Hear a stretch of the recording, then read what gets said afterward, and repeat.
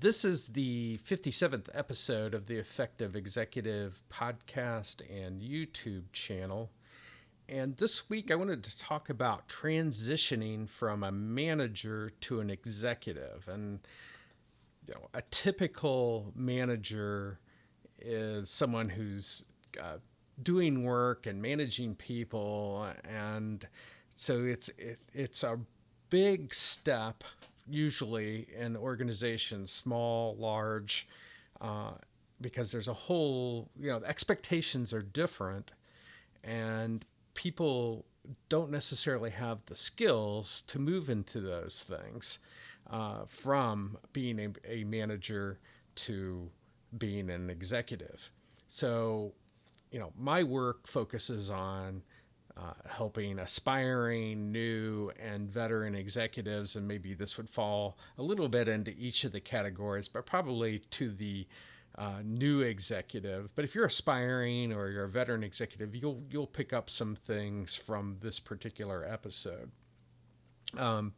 So the first thing is the expectation in most organizations. The executive's going to be setting direction, being very strategic about the things that they do, and not just managing people, but developing them in organizations, or at least they should be. And often this is missed because the panic ensues often in organizations when they haven't developed the heir apparent for the position that's being vacated, whether it's an executive that's moving from being maybe a senior vice president to the president of an organization.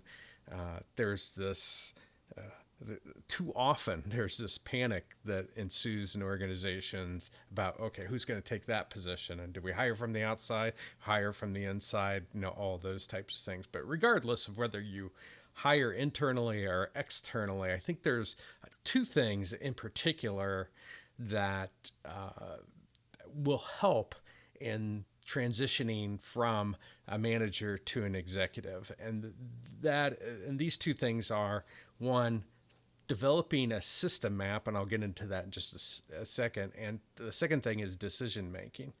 So the system map, some of you who listen to me regularly know I talk about a system map. It's something I've used over the years. It's gone through many iterations in how I've developed it, from organizations that I've worked with, and from just things that I've learned that enhance developing a system map. But the system map helps develop your synthetic thinking skills, your ability to see the whole of an organization. And when you're a manager, maybe you're the head of the project managers or the head of a group of technicians or whatever it might be, you don't see the whole.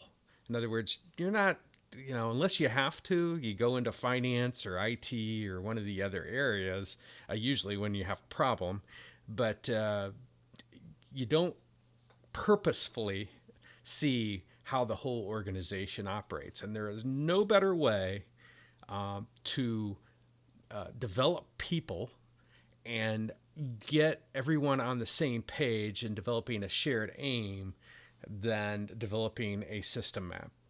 It's an exercise that you can do step by step. There's many things out on the internet. I have my own system, as I just mentioned. It's gone through many iterations. Therefore, I think it's improved over the years, especially, I'm going to say, over the last 5 years, I've added quite a few things to it.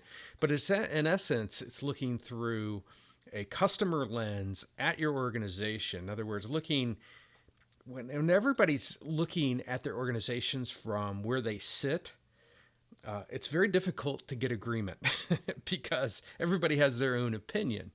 But when people are developing or looking through a customer lens, they have to take themselves out of their particular role and put themselves in the place of a customer. And this develops your skill and your ability to see the whole, because the customer doesn't care that there's different departments and things of that sort. What they care about is getting their problem solved, or ordering their product or service, or learning about it, or whatever it is.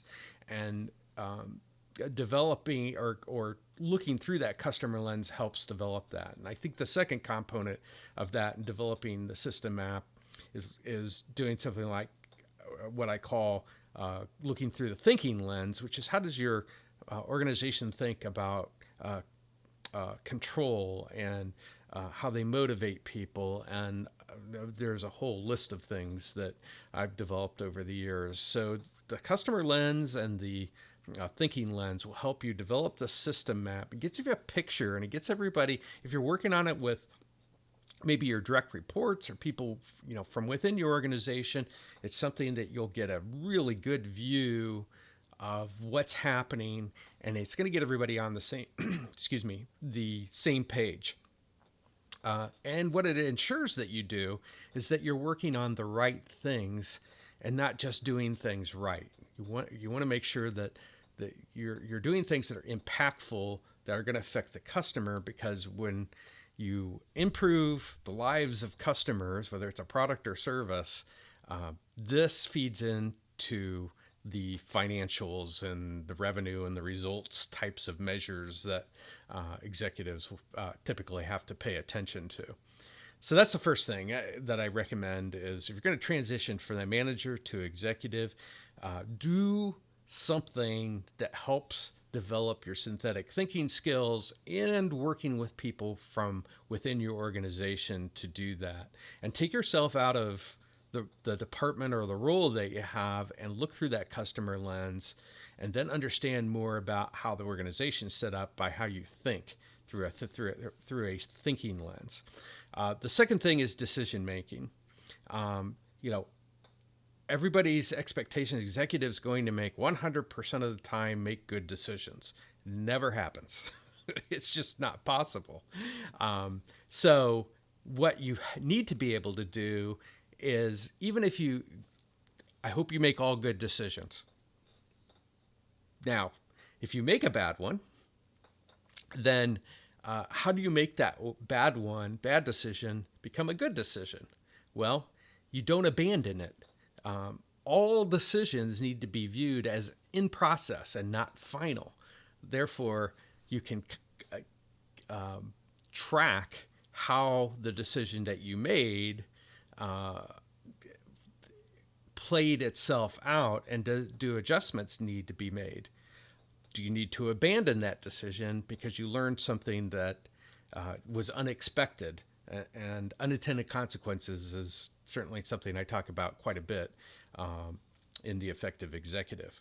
So those are a couple things that I think that if you're transitioning from a manager to an executive, if you take these to heart and you apply them as you're transitioning, you're going to get everybody on board by developing the system map. You're going to develop your synthetic thinking skills. You're going to ensure that you're working on the right things. And even if you aren't going to the decision-making component, if we can make good decisions by seeing the whole of a system, by developing those synthetic thinking skills. And even if we make a bad one, we can make adjustments because we're constantly monitoring what's going on with a decision that you make. That's what I wanted to cover this week. And you have a good week. I'll talk to you next week.